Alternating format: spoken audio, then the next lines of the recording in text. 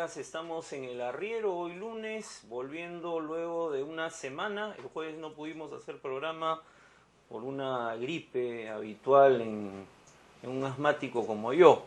Hoy día el programa tiene dos invitados. El primero ya se encuentra presente en el estudio, José Canciani, bienvenido. Gracias. José Canciani es arquitecto y urbanista y vamos a conversar con él sobre un libro que se acaba de publicar, el Fondo Editorial de la Universidad Católica, Ciudades Intermedias y Desarrollo Territorial. Libro donde José es editor junto con Alexander Shechtman. Y donde además escribes uno de los textos. José, el tema de las ciudades, de la ciudad en el Perú, es un tema que aparece muy poco en el debate público, por lo menos esa es la impresión que yo tengo. Sí. Bueno, ahora con la revocatoria de todo el proceso que enfrentó Susana Villarán, algo se habló sobre la ciudad, pero es un tema sobre el cual la reflexión me parece que está muy encerrada en el espacio académico y que a los políticos no les interesa. ¿Tú cómo ves esta apreciación? Sí, efectivamente hay poco debate y también creo que desde el punto de vista académico hay poca preocupación sobre la ciudad, ¿no? Sobre el urbanismo. Hay mucha preocupación de la arquitectura, del objeto arquitectónico, pero poca sobre la ciudad y menos sobre la relación entre la ciudad y el territorio. Justamente el seminario que dio lugar a este libro fue un seminario internacional que pretendía reflexionar sobre la relación entre la ciudad y el territorio. ¿Y a qué se debe que no haya esta reflexión? Porque nosotros vivimos en una ciudad que ha crecido y que tiene una voracidad porque sigue consumiéndose los espacios, ¿no? Freddy Cooper ha escrito justo sobre un artículo sobre eso. El día sábado, me parece, el domingo. ¿Por qué no hay preocupación sobre eso? O sea, pienso que es porque hay una visión del todo desde la ciudad, ¿no? O sea, la ciudad se instala en un territorio, pero prescinde del territorio en el sentido de tener idea de que ese territorio merece una mirada, merece un desarrollo y que finalmente es un territorio limitado. O sea, la ciudad no puede crecer infinitamente. Y por lo tanto también está establecida la relación con el espacio rural. Entonces ahí se instala la discusión, ¿no? O sea, ¿cuál es la relación entre la ciudad, el territorio, y cuál es la relación entre la ciudad y el desarrollo territorial del espacio rural? Me refiero a un tema crucial porque estamos entendiendo en el Perú, como lo señala una de las autoras, Marisa Remy, que tenemos una suerte de paradigma que lo urbano es sinónimo de progreso, de desarrollo, de bienestar, y lo rural es, como decía el perro del hortelano, el espacio de la tradición, del retazo, del lastre, de la pobreza, y para darnos en la yema del gusto, descubrimos que el Perú es un país que teóricamente es 80% urbano. Entonces hemos superado creo que a Francia e Italia en eso, ¿no? Cuando uno va a explorar esas cifras se da cuenta de que es una barbaridad estadística mal construida. Que no es real en realidad. Y que por el otro lado deberíamos, como se está haciendo en otras partes, sobre todo en Europa, tratar de contener el crecimiento de la ciudad y recalificar, revalorizar el espacio rural de su entorno. Ahora, el libro justamente trata sobre el tema de las ciudades intermedias. Exacto. ¿No? Estas ciudades que están en un ámbito rural, porque claro, el caso de Lima es totalmente distinto. Acá nos comimos todo el espacio rural, digamos, ¿no? Pero estas ciudades intermedias están en un proceso de crecimiento, también ahora como producto del crecimiento económico, ¿no?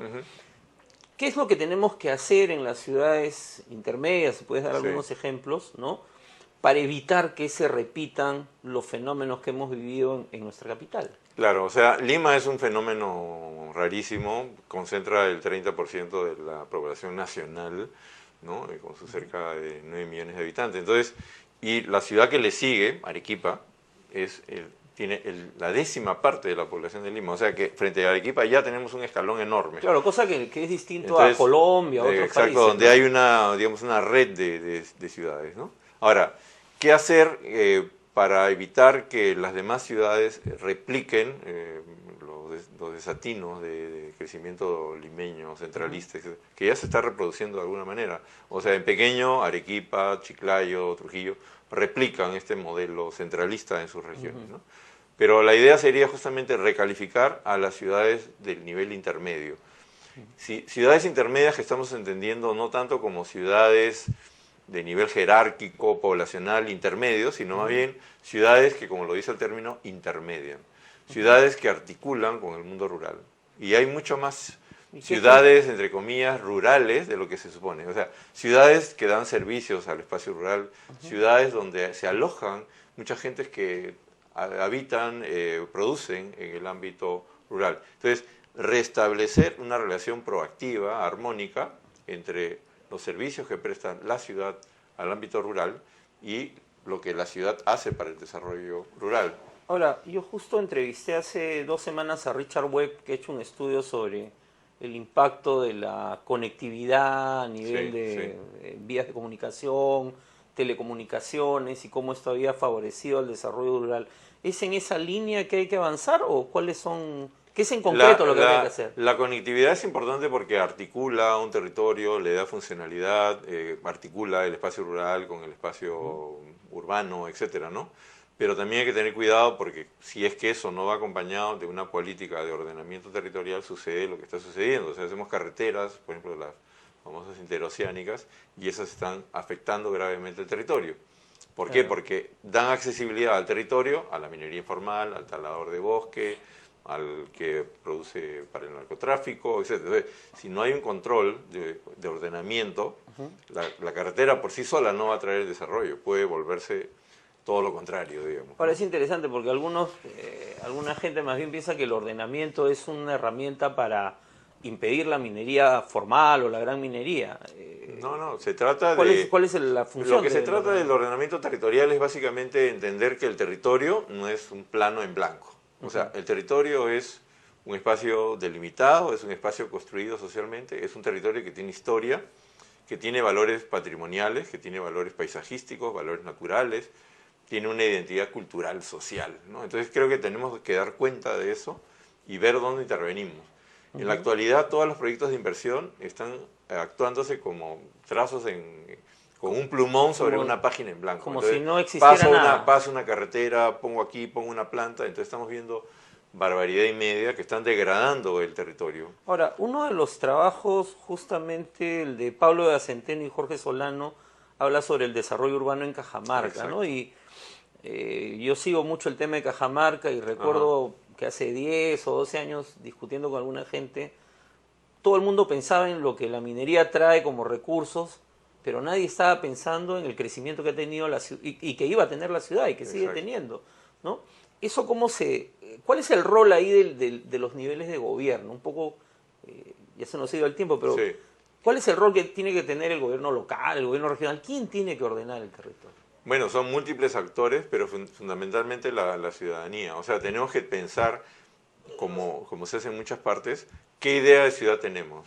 Ponernos de acuerdo, discutir entre todos los actores y hacer un plan, un modelo de a dónde queremos llegar. Y ese programa, institucionalizarlo como un acuerdo político de largo plazo y entre todos los actores respetarlo. O sea, un acuerdo político. Que pase quien pase, venga quien venga, la gestión, la gobernanza del territorio siga esas directrices de desarrollo. O sea, no es un tema pensado por un grupo de arquitectos, urbanistas, ni a por puerta cerrada. Ni por el alcalde iluminado que decide que por aquí va la cosa. Entonces, ese es el problema. O sea, por ejemplo, la minería en Cajamarca está trayendo ingresos a la ciudad, pero eso se convierte en un desarrollo especial.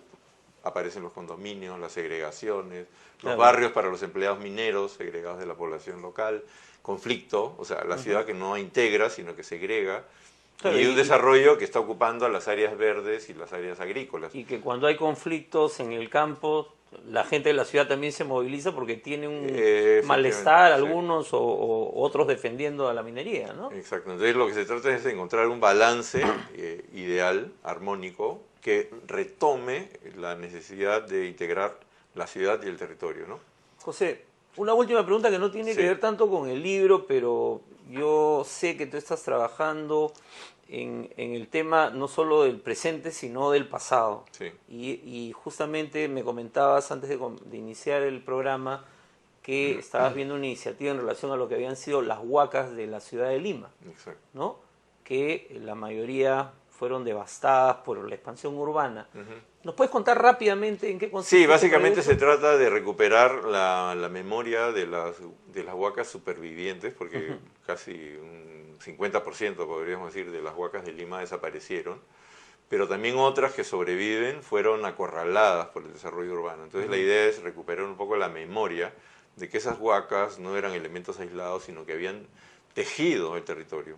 Estaban asociadas a los caminos, a los canales de irrigación, a los campos. O sea, otra vez, esos elementos de desarrollo urbano y arquitectónicos estaban asociados a un tejido, a una implantación. ¿Y por qué es tan importante recuperar la memoria? Estoy pensando en las huacas, pero también en la Sí. arquitectura del siglo XX que está desapareciendo en este siglo XXI en esta ciudad, ¿no? Sí, o ¿Por qué es sea, tan importante? Es importante porque es memoria, es identidad, es un valor. Por último, hay una escala de economía de la cultura. Y por último, saber a dónde estamos, ¿no? O sea, hay calles de Lima que de repente son diagonales y no sabemos por qué. O sea, Girón Quilca aparentemente es un trazo prehispánico. Paseo Parodi, acá cerca, tiene una diagonal porque por ahí pasaba el canal de Huatica. El canal de Huatica. Y entonces así hay un montón de ejemplos que hablan de eso. Tenemos todavía evidencias de esos obras de infraestructura, ¿no? O sea, el mal llamado río, porque ni siquiera hemos entendido que ese es un canal artificial, Sí, claro. El canal de Surco, por ejemplo. El llamado río Surco. El llamado río Surco, por ejemplo, son elementos que hablan de una memoria, de construcción del territorio. Entonces la idea es recuperar la memoria a través de una visión contemporánea del estado en que están los monumentos, ¿no? José, muchísimas gracias. Esta iniciativa que estás desarrollando vamos a seguro retomarla en algún Perfecto. otro programa. Y esta entrevista ha sido una invitación a la lectura del libro Ciudades Intermedias y Desarrollo Territorial. Hay ensayos de Efraín González de Olarte, Sí. de Alexander Scheckman, de Marisa Remí, de Ricardo Vergara y también de otros expertos europeos que hablan sobre esta reflexión tan importante sobre la ciudad. Bueno, nos vamos a una pausa y regresamos con Cecilia Blondet para conversar sobre el libro Historia de la corrupción en el Perú, que ha sido presentada la semana pasada justamente en el IEP. Volvemos.